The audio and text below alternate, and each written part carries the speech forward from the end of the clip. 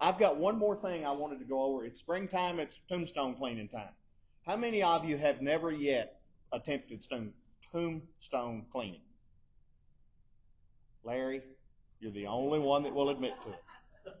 So those of you that have, it's one of those things that it just sounds way too easy. There's got to be a catch. There is no catch. You have probably found out. All you got to do is spray it, go home, do something else for 6 weeks, and come back.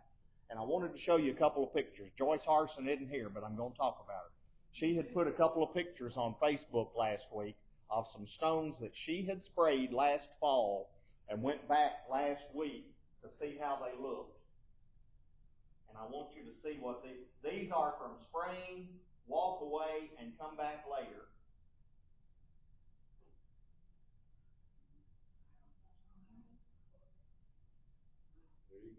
Can you see the difference there? I mean, you couldn't even read it before. These are in Decaturville Cemetery in Decatur County.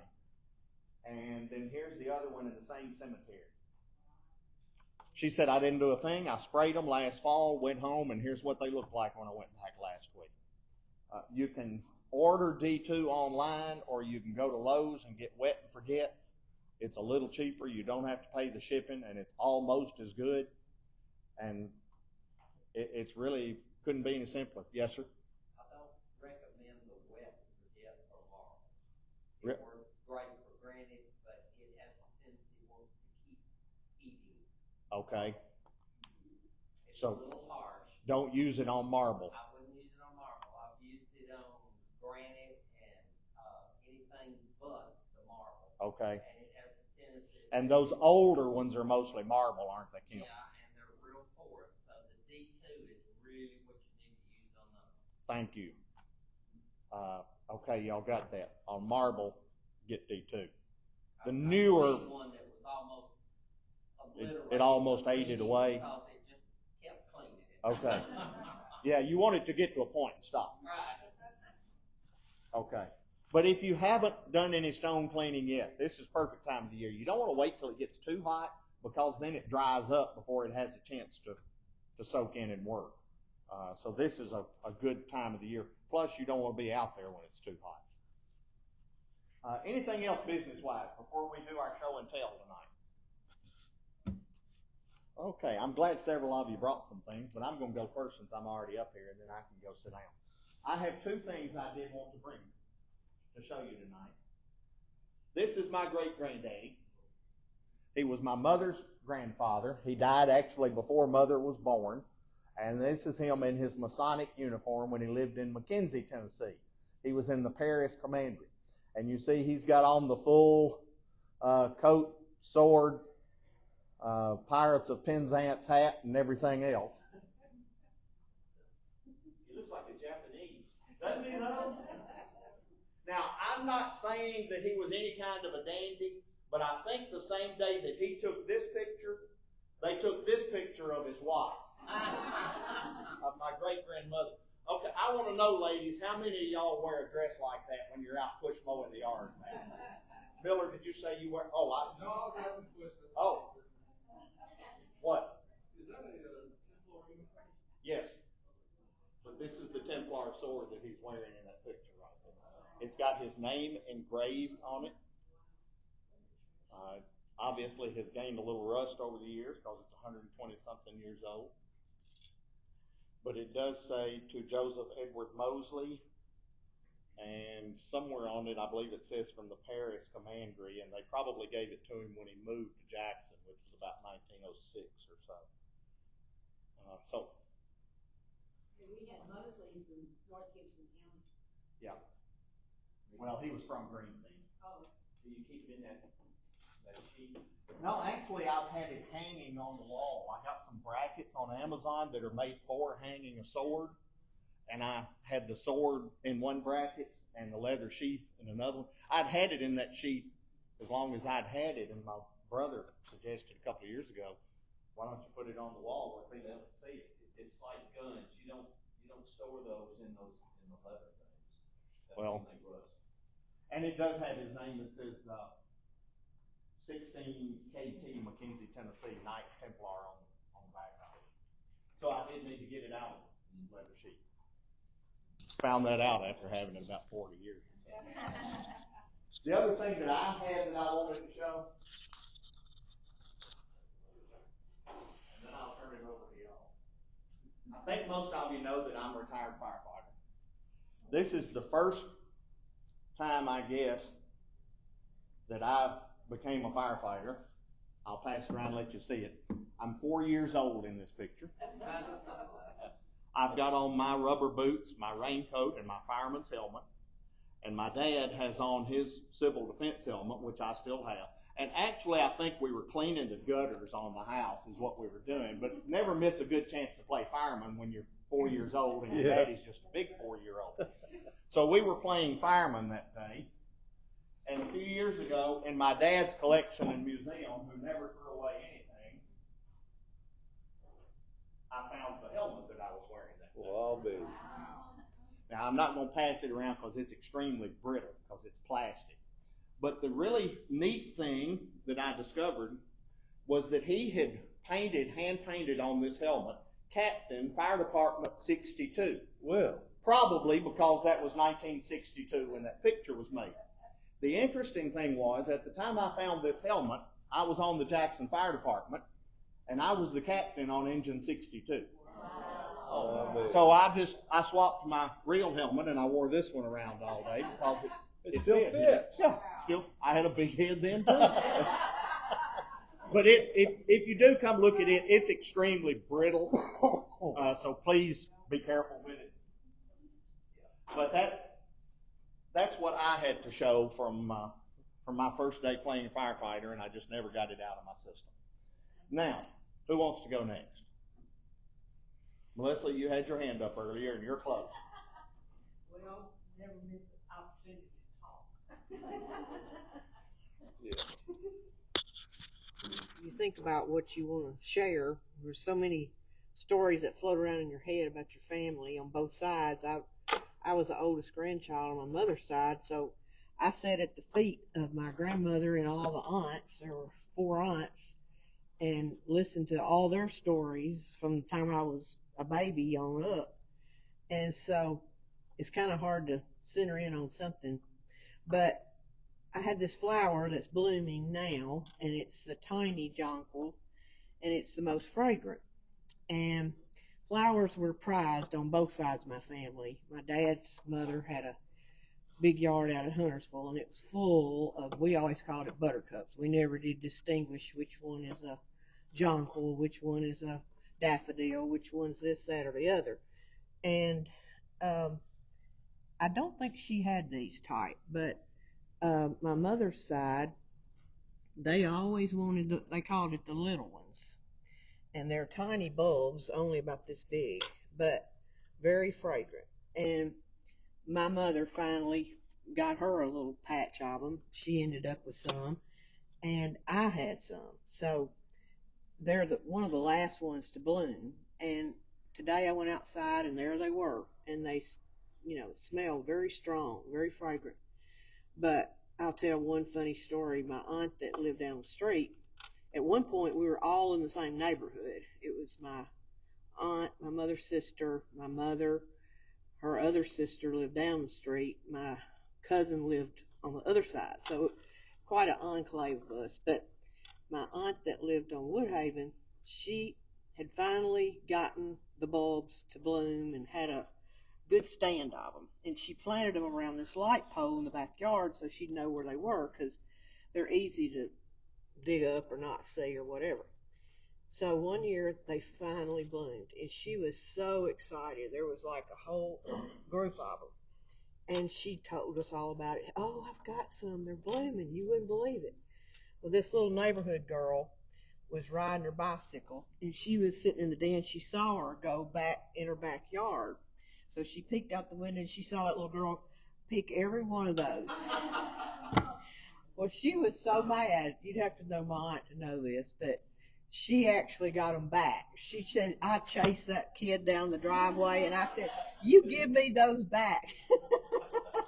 So she finally got them and brought them in the house and put them in a vase, but that's my story. But I love flowers, and, it's It's a family tradition. So that's it.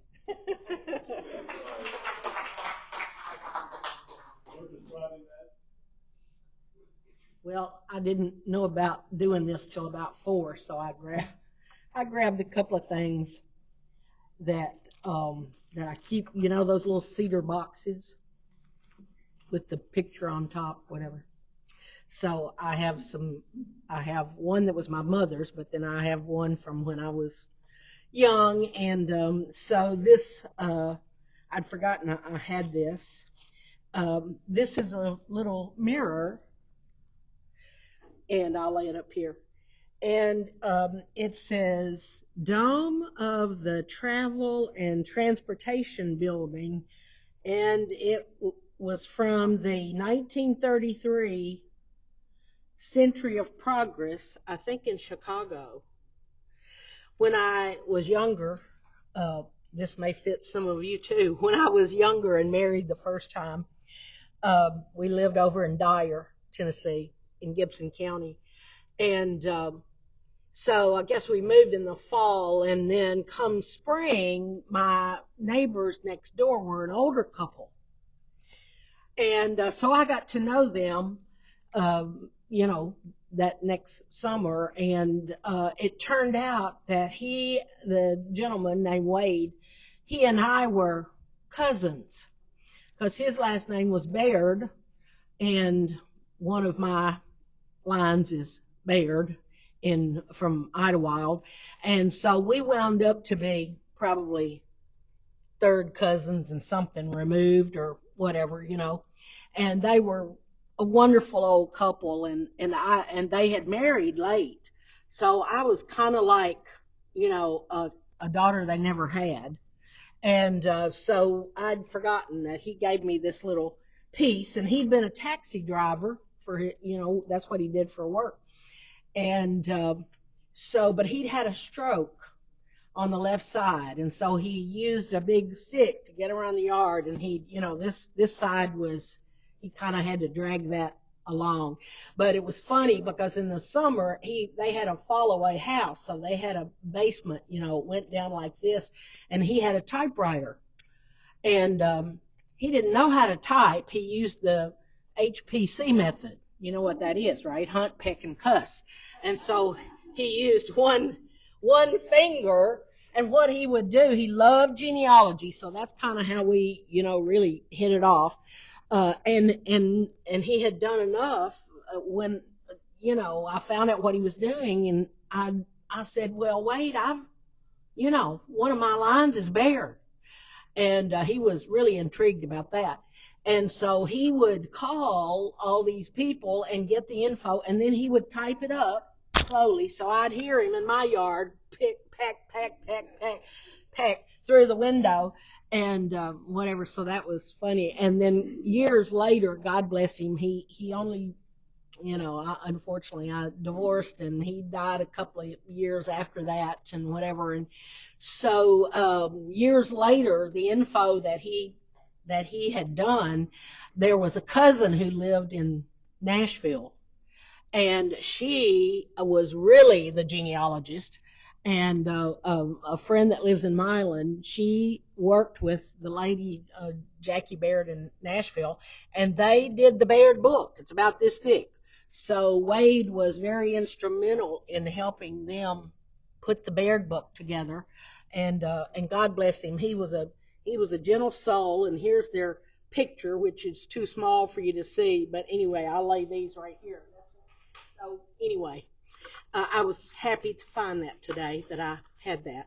Then the other thing, like I said, I started, genealogy stuff, family stuff early, and my Aunt Lenny was my source, because she was sister to my grandfather I never knew. He died in a tractor accident in 1947, and she was in town there with me, and I was around her a lot.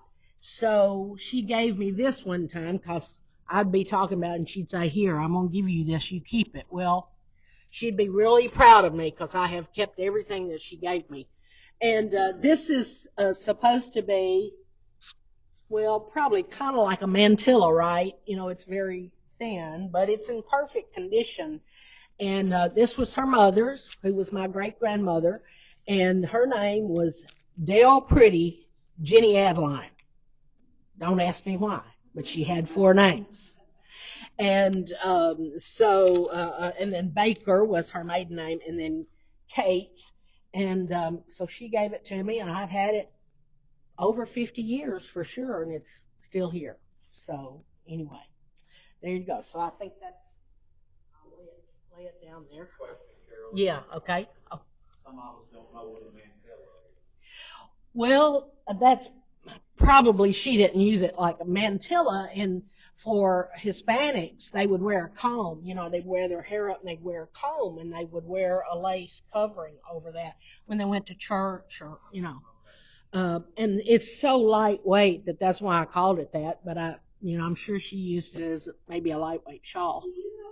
Oh, well, it might have been. Yeah, yeah, yeah. It might have been. This grandmother died in 1945. So anyway, and this I found. I thought I had gotten rid of this. And I've got written, this is my mother's last lipstick. And it's about empty. It's Revlon. And my mother died young. She was 38 when I was 18. And so I had her purse for years, that she was using at the time. And so I think I used this lipstick back when. But anyway, so it's 60 years old, this lipstick is. But it probably still has some DNA on it, Who knows? I don't know, But it may have mine on it, because I think I did use it some. I liked the color. But hey, Revlon was big then too. So anyway, thank you. Thank you, Carol.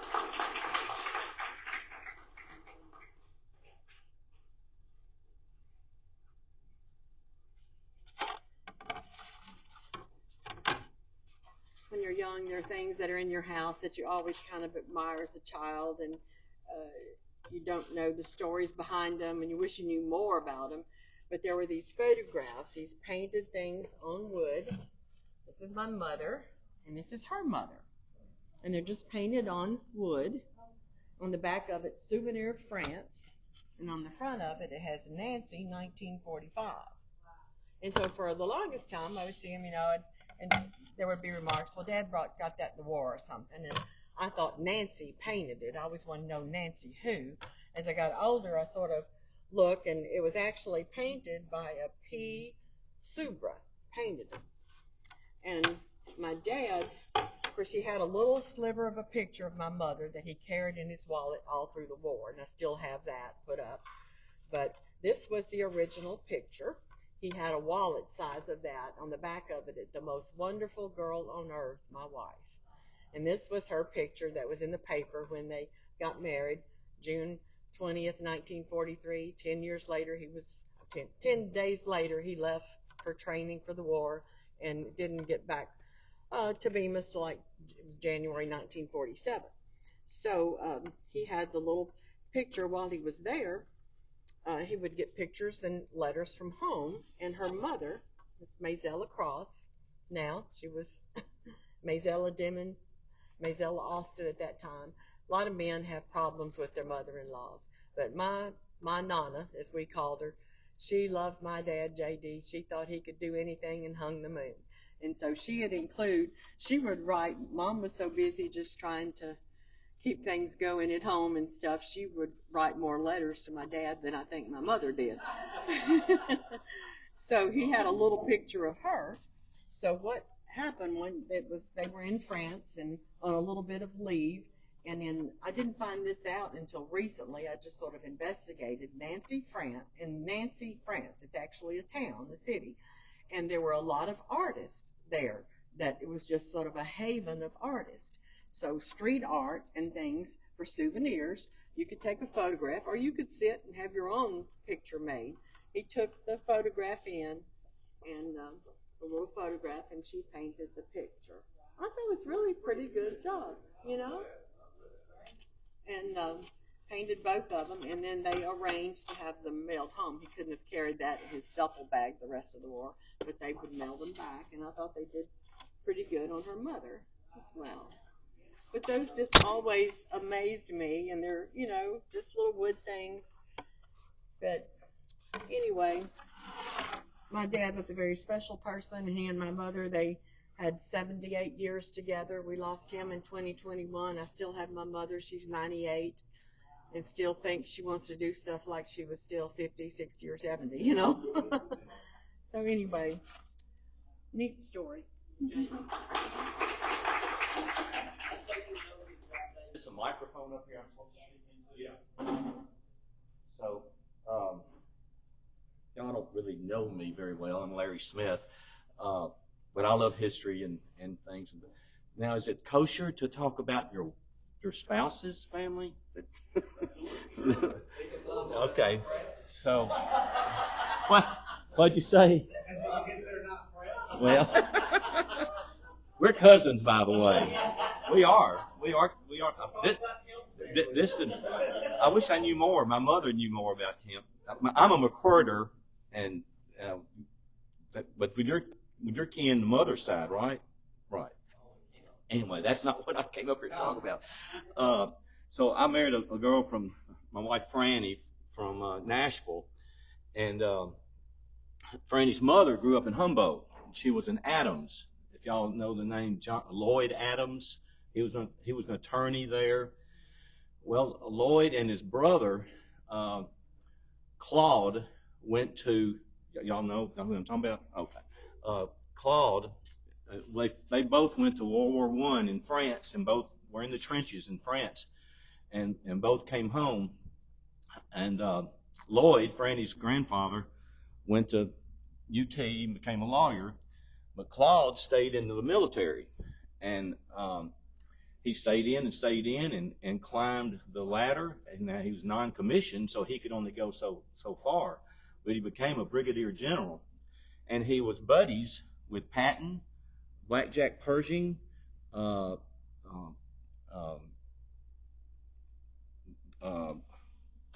Marshall, General Marshall, big time.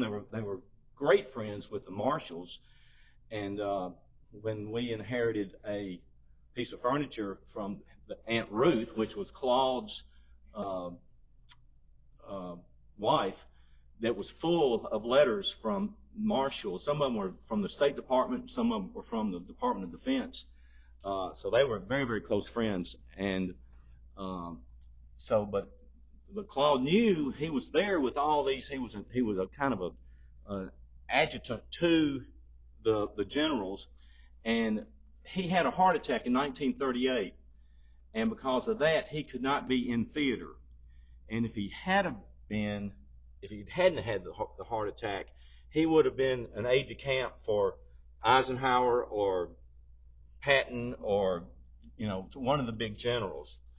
But so because of the heart attack, though, he was a career man, and he ended up was appointed and was the head military liaison to the country of Brazil.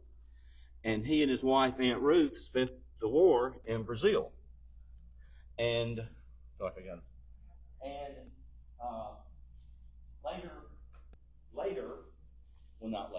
at the end of the war,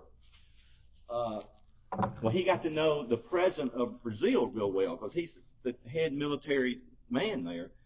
And in 1944, the president of Brazil was coming to see Truman, and the story has it that I'm not going to go to the States and not go see my buddy Claude. Claude had already left and was living in Humboldt, and the president of Brazil went to Humboldt after he met with Truman, and he presented Claude with this silver platter, and it's engraved, and it says, drum roll, it says, and well, anyway, y'all can look at it. A remembrance, hold it up. a remembrance.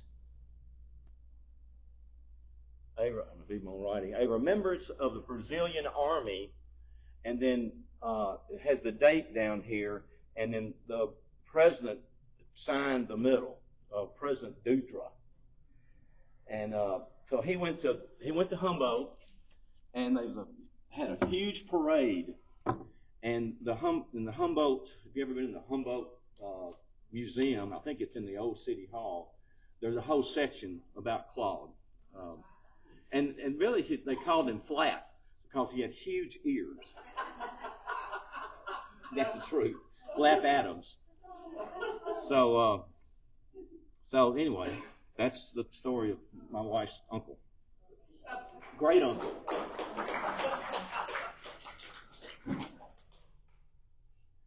Franny's mother just gave this to us probably 10 years ago. But if you look at the back of it, it looks like it's almost handmade. I mean, it's not fine. And this is plate. This isn't solid silver. But the way it's hammered right here, it doesn't, it's kind of crude in a way, but it's heavy. And it's cool. So, thank you for.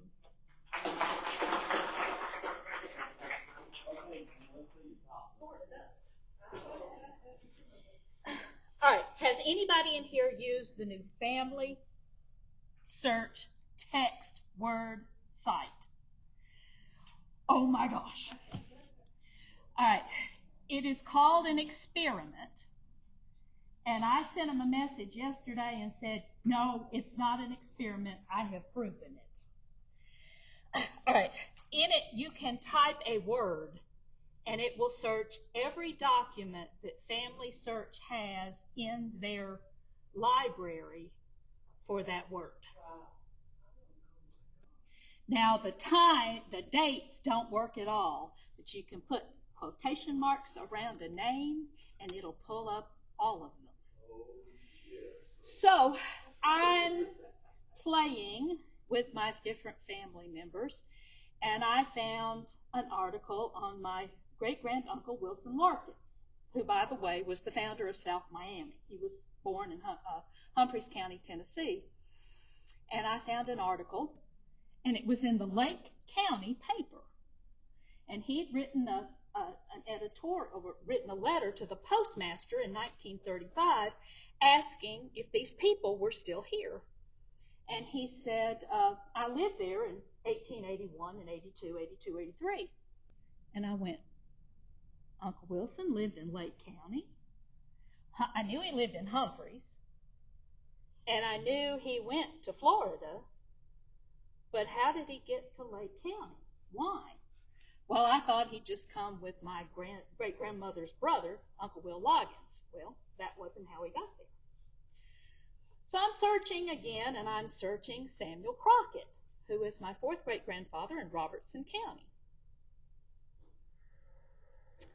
Then I search Margaret Cooley, and up I come to Lake County again. Now, Margaret Cooley was born in Robertson County, and she moved to Humphreys County. And as far as I know, she never left Humphreys County. But her her father was Samuel Crockett. And thanks to this family search, I found that in 1811, Samuel Crockett of Robertson County bought nearly 1,000 acres in what was Reelfoot. In fact, he bought it on the Reelfoot River. Wow. Well, this just absolutely, Gene, I was screaming. Gene, what's he doing buying property in Lake County? And did you know that North Carolina was giving land grants in 1811 in West Tennessee? Well, I didn't.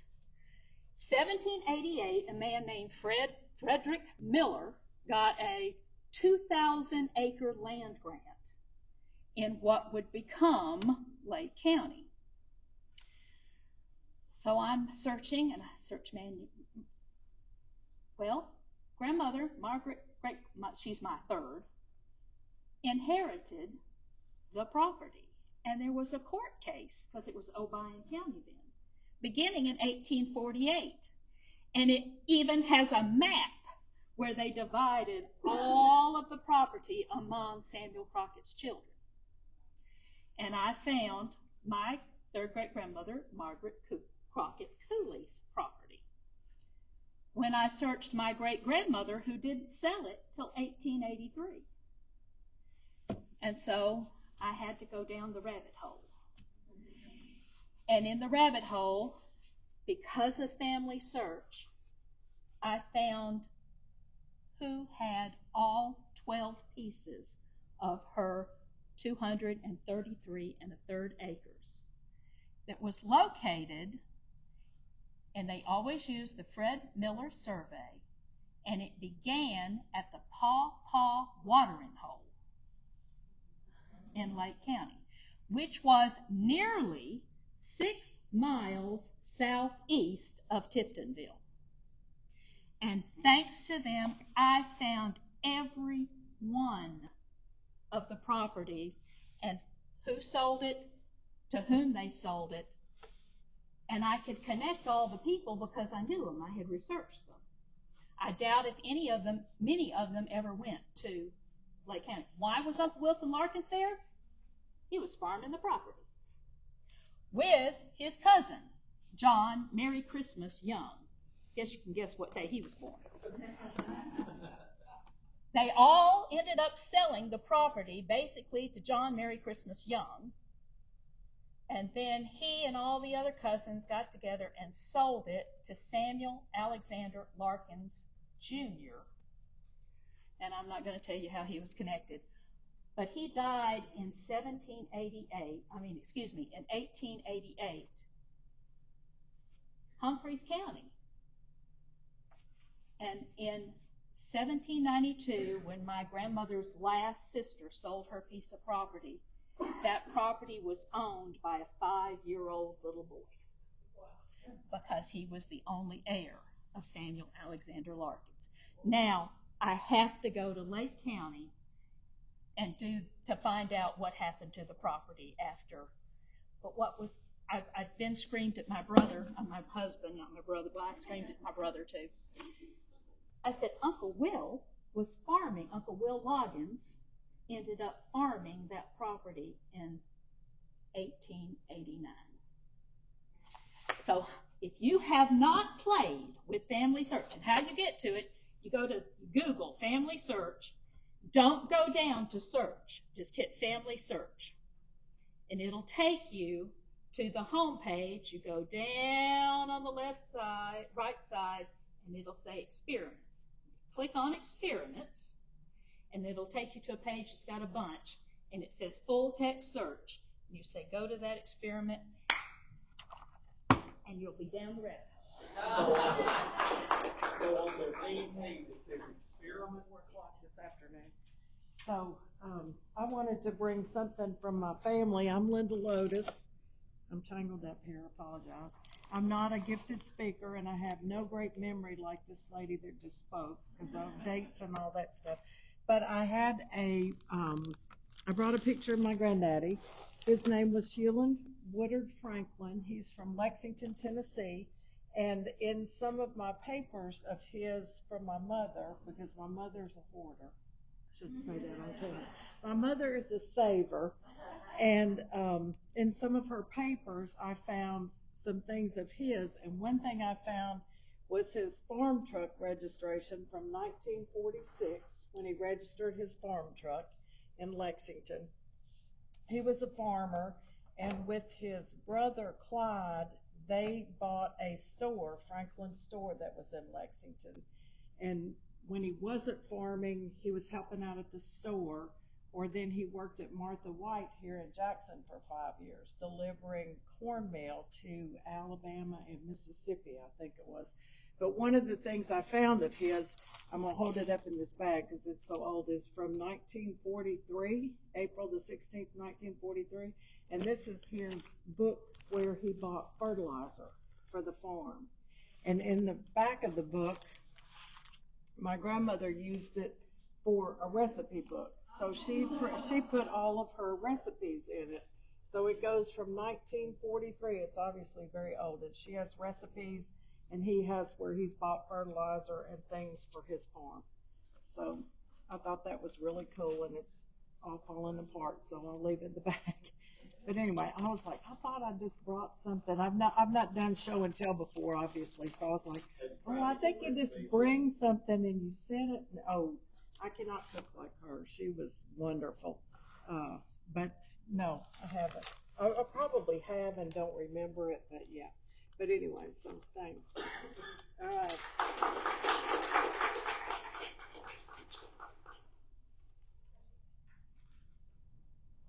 Yay. Somebody's behind me. Hi, I'm Sharon Spencer, and all my family is from Jackson, Tennessee on both sides. So, my grandmother, I'm going to talk about my grandmother, Nellie Crawford Pickens. She was a school teacher here. I don't know if any of y'all knew her. Well, actually, she taught fifth grade in Humboldt, is where she taught. But before her dates is 1908 to 1994.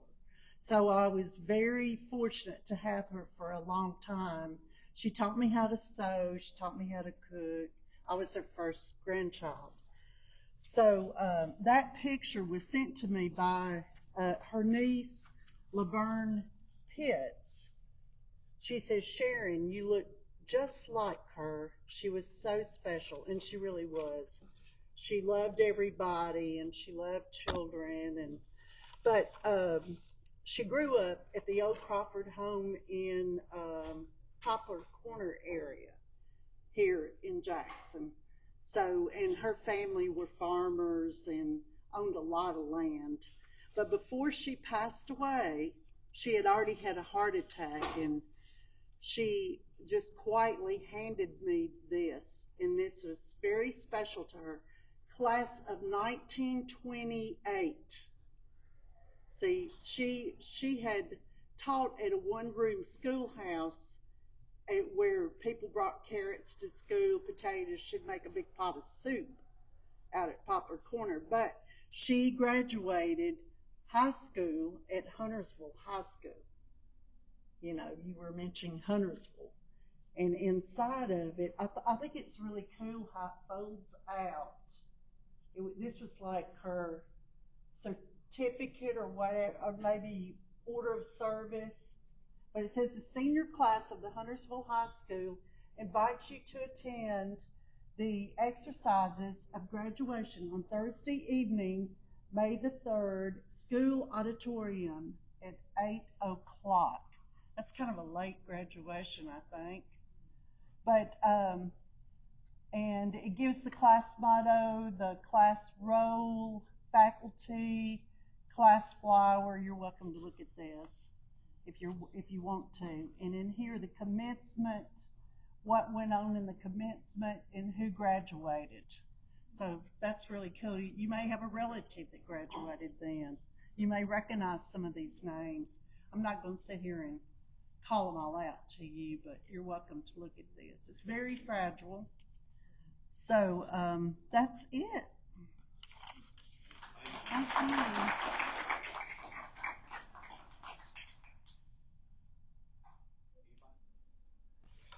It would have been very hard for me to bring what I'd like to show, but I think you can get the idea. I come from a family of seamstresses on both sides, and unfortunately, I can sew, but not anywhere near like folks in my family. My mother's side of the family, she talks about up in the mountains of North Carolina and how bad the depression was on them. So they, every way they could find to save money. At the same time, my grandfather, who was in a family of 10 children, kind of hard to find your way when things are tough and you weren't the oldest and inherit everything. So he became the unbelievable salesman. He could sell anything. He went from selling Dr. Laguerre's anticipating healing oil on the back of if you all have seen it, some of the antique places around here still have bottles that you can see. And won prizes every year for being the top Chevrolet salesman. He did that for the longest and wound up his life selling grave markers, monuments to all of it. He kind of went with he had so much family and friends that they were all his customers. But anyway, he dressed like you would not believe. Everything was the best. And he had an unbelievable tie collection that to really look as sharp as he could. It helped with his salesmanship. And so my grandmother, the seamstress, and also a quilt maker, would take his old ties and she made quilts out of them. And I inherited one of them, and it now is decorative on my wall at home. It matched the colors that I thought went with it, and I just decided I got a big brass rod, and that quilt proudly hangs with she put a briar stitch around every chunk of the quilt. A lot of work on that, but it's one of my prized possessions.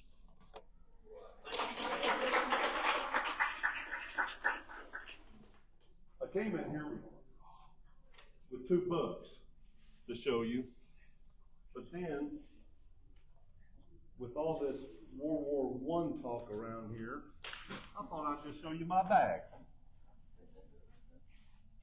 Now, this is a direct replica. Okay, can everybody see this? This is a replica of Ernest Hemingway's field medic bag from World War I. You know, he was a field medic. You know, I think that's how he became a professional drinker later on. Anyway, now, and it says right here, Ernest Hemingway's got his name right here, but up here, it says Papa's Pilar. Now, who knows what Papa's Pilar is? If you go to Key West and you go into the rum store, that's Papa's Pilar, and they are selling these bags in there as long, when you want to buy a case of rum or something as well. All right, but anyway, I thought that was a really neat bag. I carry it here all the time. It's great for carrying books, but this little place right here, I can't get anything in here, and I think this must have been for needles or something, because I can't get anything to fit in there. But what I brought was a couple of books. The first one is a book that I found in an antique store, and it's Selman Field. It's like a yearbook, okay? And Selman Field was in Monroe, Louisiana. It was 1942 to 1946 during World War II. And what they did there, they trained pilots and navigators. And I found this, and I know it's strange. Why in the world are you buying this at an antique store? Okay. Well, for one thing, there's a whole lot of photos in here. There's a lot of history, and I haven't had a chance to go through the whole thing. But I'm thinking I'm going to find somebody from West Tennessee in here if I keep looking. But the main thing, if you know me and know about photos, I'm all about getting the photos, okay? And what am I doing with those photos? Find a grave. I'm putting them in Find a Grave because there's a lot of, you look in Find a Grave, there's so many photos that are not there that should be there. And the families that may not even have a photo, this may be the last one. Now, this, I'm very proud of this one. This is a very old book. And I found this at, does anybody go to the Red Barn antique store? All right. That's where I got this. Found it in one of the cases. It is the yearbook of 1929 for Union University. And boy, am I having a time with this one. Because these, now, in the front, you know, you've got, here's the honor, these are like the honor students, okay? And I'm just scanning the life out of these things, well, I mean, so to speak. But 1929, I don't like yearbooks later, even though I have a couple of Tresvant books right there that I'm trying to give away. They belong to my wife. They're her yearbooks. She don't want them. She was a military brat, so she, you know, military brats don't have friends. You know, they have friends all over the world. And, you know, I went to the same school for so many years, and I know a lot of you did too, okay? But I just thought this was a great find. This was like $20, you know, and I wasn't going to let it get away. So this is mine forever. But I tell you what, when I buy stuff like this, I got to hide it from the wife. So what are you doing spending money on that old thing? You know, so anyway, so that's it. Does anybody else got anything? I thought sure somebody did. It's on Highway 70. You take this Highway 70 exit, go over the bridge. Is it called Red Barn? It's down from. If you know where Butler's is, yeah, it's right down from Butler. Anything else? Man, thank y'all, everybody. The things are up here if you want to take a look at them on your way out. I appreciate everybody bringing everything to show off tonight. Wait a minute. I got one more thing. Oh, wait a minute. He wasn't through yet. I'm sorry. While I've got everybody here, I got to tell you all this before I forget. The second Tuesday of June, I'm giving a presentation. All right. It's probably going to be the most different presentation you're ever going to experience because I have invited some ancestors to show up here. All right. I'm going to have some ghosts in this room. Are you with me? There's nothing to be scared of. Well, maybe from a couple of them. But there's a couple I know that's not invited that are probably going to show up. I didn't want them here, but word's getting around amongst the ancestral heavenly wherever they are. You know. So anyway, second week of June, that's going to be the presentation of my ghostly ancestors. So I just want y'all to know that.